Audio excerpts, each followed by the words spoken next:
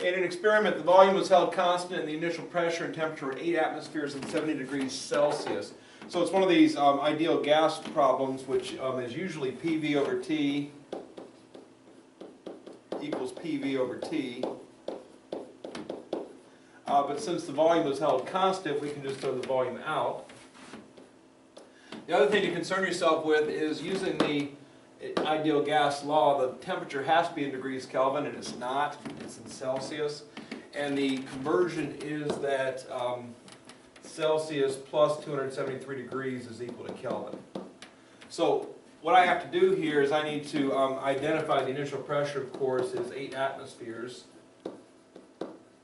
The initial temperature is 70 degrees Celsius. If I add 273, it's going to be 343 degrees Kelvin. Okay, and then we see the pressure is increased to 24 atmospheres, so the final pressure here is 24 atmospheres. We're looking for the final temperature. So P1 over T1 equals P2 over V2, so if I just do that, it's going to be 8 over 343 is equal to 24 over T sub 2. I can reduce before I multiply, so this is 3 and this is 1. If I cross multiply, I'm going to get 1 times T sub 2 is equal to 343 times 3, which is 1029 degrees Kelvin. Now, the final thing I've got to concern myself with, and that of course is the right answer, but it says what would be the final temperature in degrees Celsius. So then I have to go back to Celsius. So Celsius plus 273 is equal to Kelvin. Kelvin minus 273 degrees is equal to Celsius. So if I just take 273 away from this,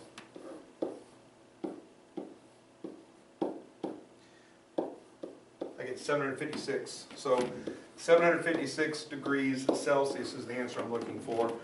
You do have to change to Kelvin to do the problem. You do have to change back to Celsius to get the answer in the correct unit. So same stuff we've been doing, just that extra little wrinkle in there they have to be careful of. Number 2, when the compound was analyzed, the chemical formula was determined to be H2N4S2O3. If the weight of the nitrogen was 56 grams, what was the total weight of the compound? So we can see the chemical formula here is this. 2 hydrogens, 1 nitrogen, 2 sulfurs, 3 oxygens. Down here we have the weight of an individual, one of each of those things. So if we just set up our formula here, HNSO H2N4S2O3.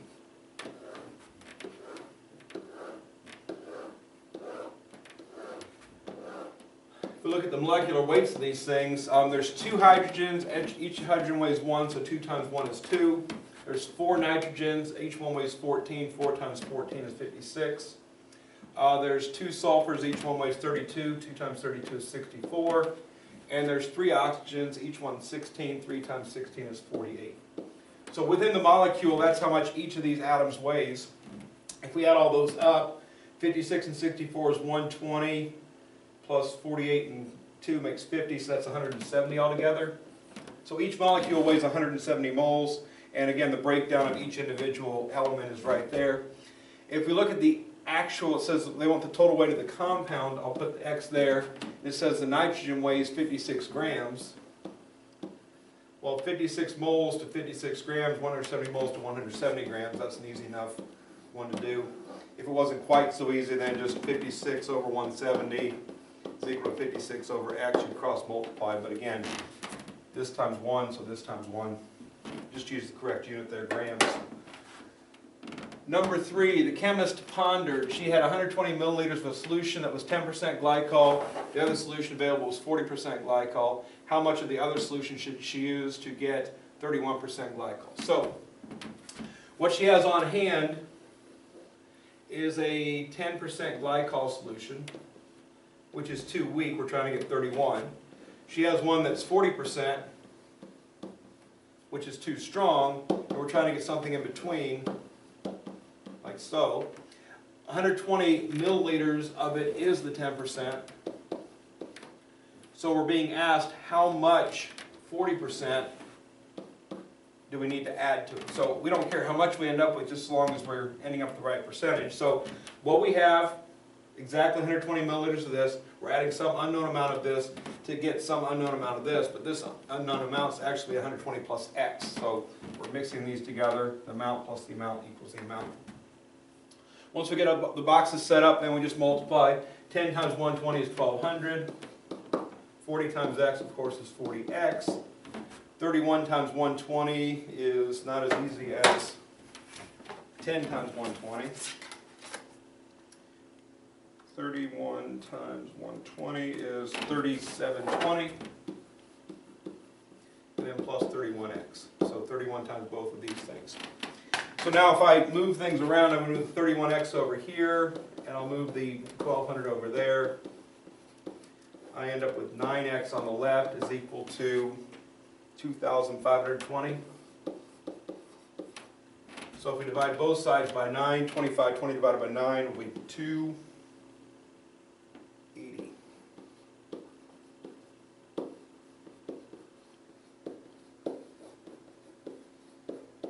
We identify it of the 40% glycol. That's all they're asking us for. If they want to know how much we'd end up with, 120 plus 280 is 400, but they're asking us specifically for how much do we need to add. That's what we're looking for.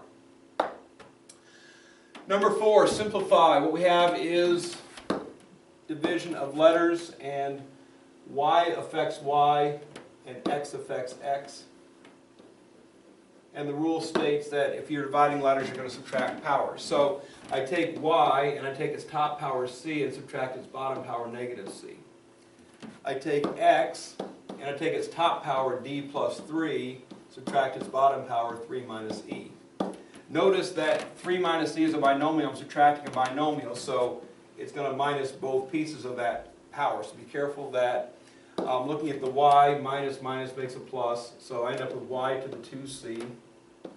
For x, I've got d plus 3 minus 3 plus e. 3 minus 3 cancels, so d plus e is all I get out of that. Okay. Most common mistake, people don't deal with this as a distributive property. They just have a minus e here, so be careful. We are subtracting the bottom powers. If the power is more than one thing, we're subtracting each piece of that power. Whether or not this type of thing happens if it was 4 minus 3d plus e plus 1. So I mean, it doesn't have to necessarily cancel the numbers to be able to do this, but just know that's how that one works. Number 5, same idea. We have a power situation. The power to a power rule states that I'm supposed to take the inside power of this binomial times the outside power of that. So if I do that, x to the a plus b to the c, this binomial multiplies by c, I get ac plus bc. And then of course I got x to the a minus c over, or sorry, 3 minus ac here. And then I'm multiplying x's, the rule states I'm supposed to add the powers. So if I take ac plus bc and I add 3 minus ac, that cancels that, so I end up with x to the bc plus 3. And there's no requirement that things cancel out. If they did in this case, maybe they will on the test too, maybe they won't. I mean, if it said plus AC, then BC plus 3 plus 2 AC. So just, you get what you get. Algebraic simplification to the extent you can. Don't break any rules in the process. Number 6, we have a complex fraction where we have basically an ugly fraction inside of a fraction. So the first thing I've told you to do here is to extract that piece there. So I got c over x minus 3 over c.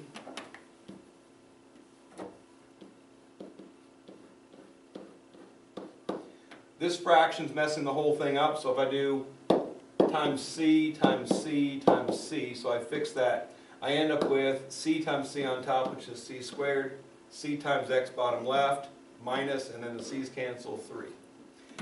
This circled is the same as that. This is simpler. So this original problem changes to 3 over x minus, then I'm going to replace this with this. So c squared over cx minus 3. At this point, this problem is the same level difficulty as this problem was. I have a fraction inside of a fraction. That's the only problem there. And its denominator is cx minus 3, so times cx minus 3 here, times cx minus 3 here, and times cx minus 3 here.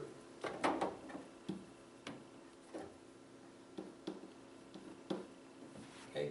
On top, there's no fractions, just simple distributive property. So I get 3cx minus 9. Down here, once again, no fractions, so nothing but distributive property happening there. I'm going to get cx squared minus 3x.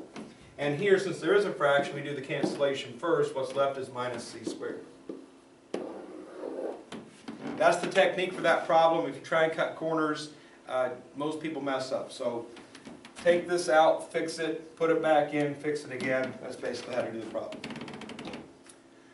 Number 7, we're supposed to simplify a complex denominator. It's complex because I is a square root, and we don't want imaginary numbers in the denominator. So what I need to do is I need to get that I off the bottom by multiplication of the conjugate. The conjugate of 2 minus I is 2 plus I. Same objects, different middle sign. If I'm going to multiply the bottom by 2 plus I, I've got to multiply the top by 2 plus I. So now if I FOIL the top, first times first gets me 8. Outside times outside gets me 4i. Inside times inside gets me 2i. Last times last gets me plus I squared. Let the signs be what they are, fix it afterwards. Every time you multiply these complex numbers, you usually get a real, 2 imaginaries, and an imaginary squared. Plus I squared is the same as minus 1. On the bottom, just FL is all that's necessary here. First times first is 4. Last times last is minus I squared. Again, let the powers, let the signs be what they are. Negative times positive makes a negative. I times I makes I squared. Minus I squared is the same as plus 1. Okay. And of course the outside product 2i, the inside product negative 2i cancel. That's the whole reason we multiply by a conjugate. Once I've gotten that far, all that's left to do now is to make a nice answer. So 8 minus 1 is 7. 4i plus 2i is plus 6i. It's all divided by 5. With complex numbers, we like them separate, so just put each individual numerator piece over that 5 on the bottom.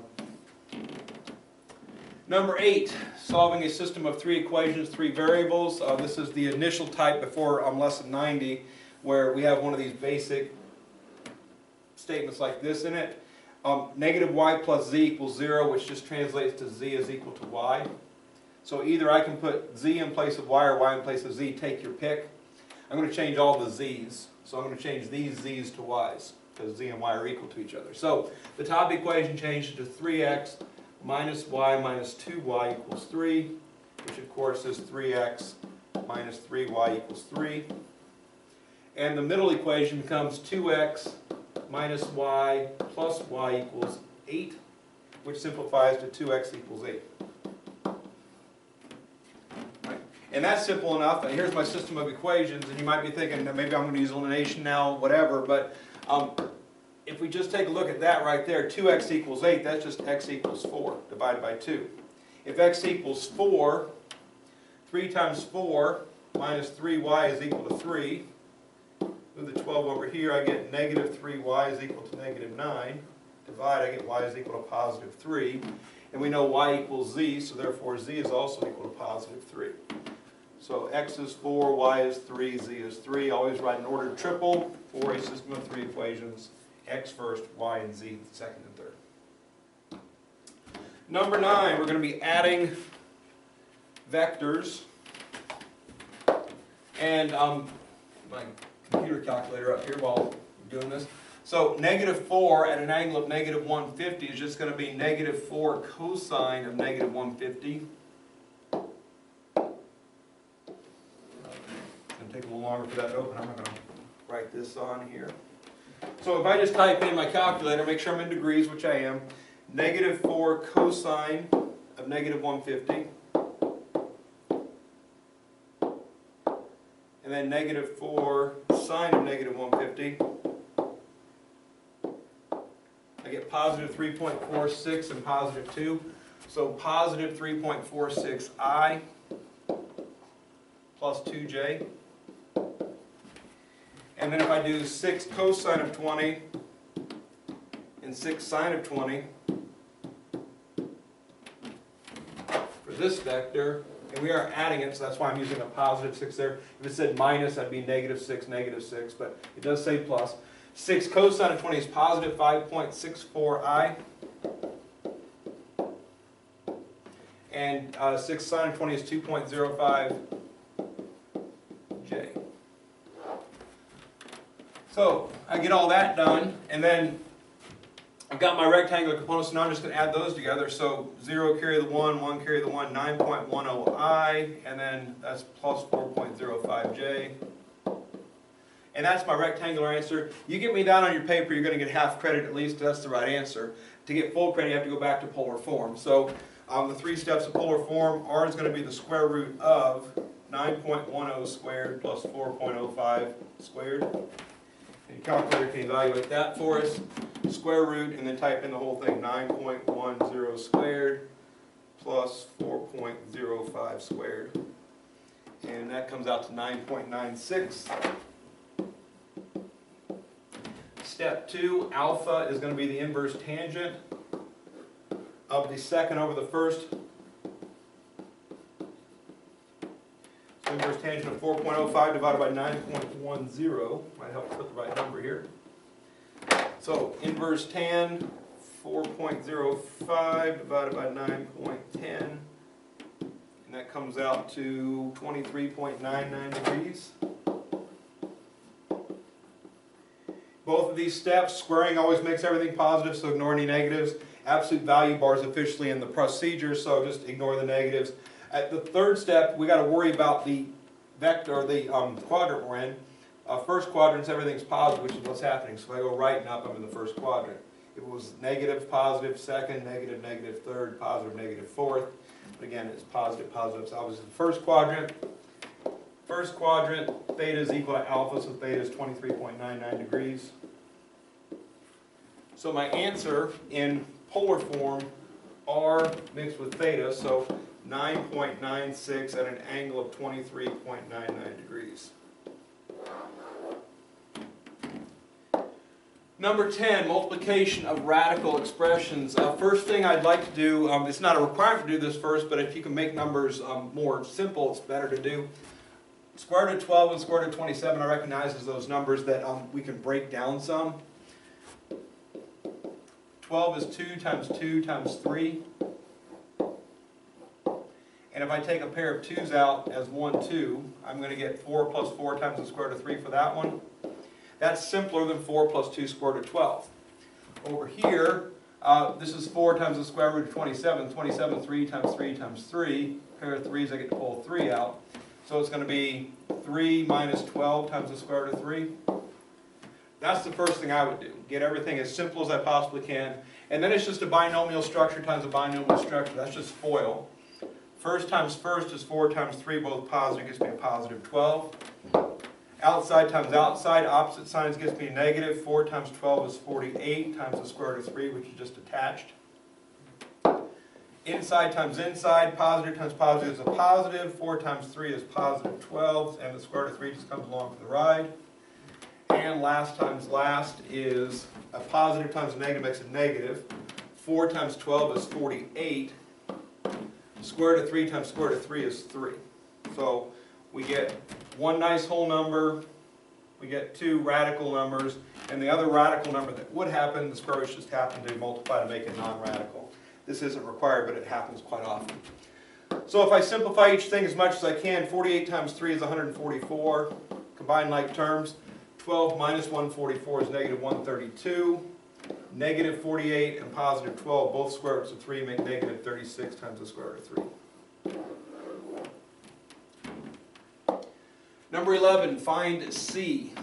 First thing we want to do in an abstract equation is to get rid of parentheses. So I'm going to multiply the j through this. J is acting like a whole number, so it just multiplies by the tops. So x plus y over c is equal to j over x plus j over y. Once I do that step, next thing I like to do is get rid of all fractions. Least common denominator of all these fractions is cxy. So I'm going to multiply everything by cxy. Cxy times x is cx squared y. Nothing cancel because there's no fraction. Y over c times cxy, the c's cancel, leaving me with plus xy squared. J over x times cxy just gives me jcy or cjy if you wish. And then j over y times cxy, the y's cancel, so I get cjx. So no matter what this said, that's my first 2 steps every time. Get rid of parentheses, get rid of fractions, get down to a point where everything's just letters. No fractions, no parentheses. At this point it does say find C, so anything containing C is a little bit more important than everything else. The easiest way to get all those to the same side is to move this over to the right. So xy squared is staying right where it's at, cjy is staying right where it's at, cjx is staying right where it's at, cx squared y is moving, so it gets to change from positive to negative. Everything on the right contains the letter C, so we're going to factor a C out.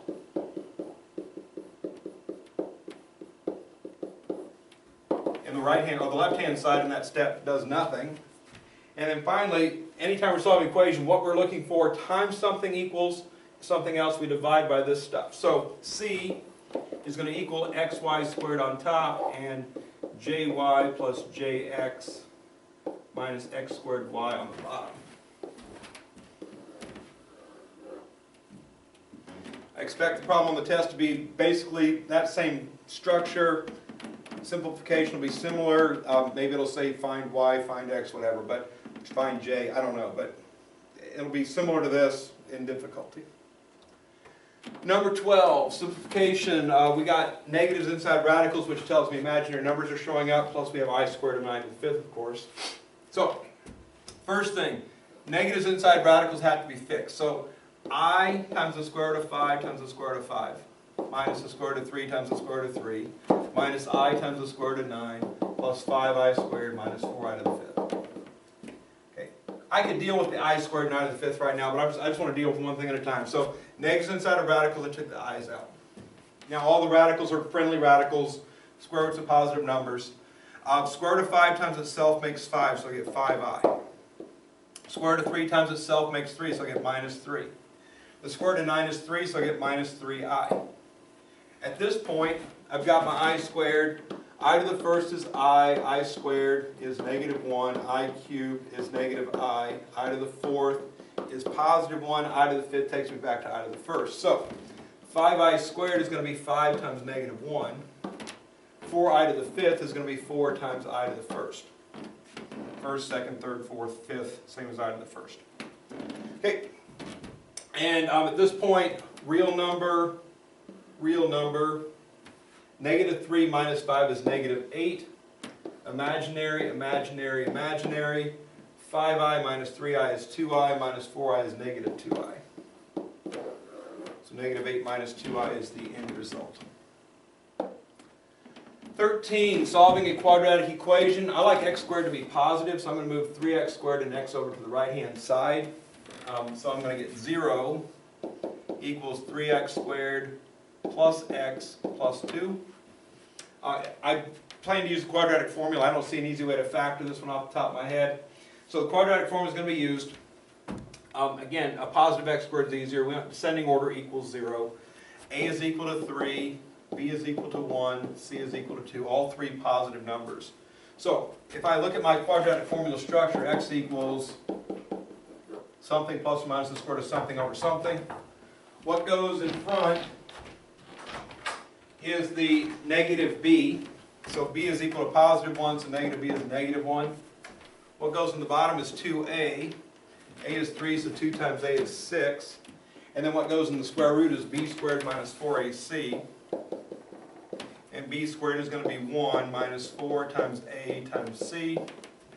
That's 1 minus 24, which is negative 23.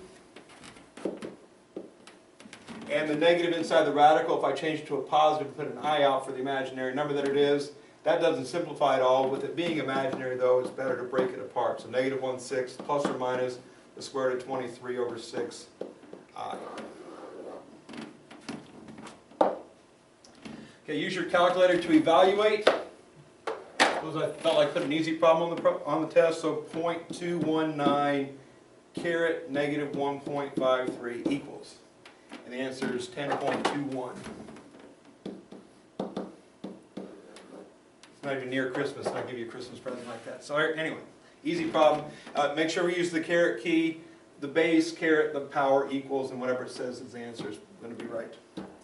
And 15, simplify. First thing we want to do is we want to break apart these radicals of fractions. So square root of 2 on top, square root of 5 on the bottom. Leave a little space. I've got 2 times the square root of 5 over the square root of 2. Leave some space. And I've got plus, and then leave a little space here too, 3 square root of 40. And on the 40, I'm going to go ahead and factor that. So 40 is 2 times 2 times 2 times 5. And if you have to do a factor tree to make that happen, so be it. So the first fraction, the denominator of square root of 5 needs to be fixed. So top and bottom by the square root of 5, I get 5 times the square root of 10 over 5. Second one, top and bottom by the square root of 2. I'm going to get 2 times the square root of 10 over 2. And then here, a pair of 2's, I get to pull one out. I get 6 times the square root of 10. So now everything's square root of 10. And it just so happens that 5 over 5 equals 1 and 2 over 2 equals 1. So it's actually easier than it would be normally. So 1 times the square root of 10 plus 1 times the square root of 10 plus 6 times the square root of 10 equals 8 times the square root of 10. On the test, maybe these stay fractions, then you get a common denominator. In this case, they came out to a nice whole number, so you just get a nice whole number times the square root of 10 as a final answer.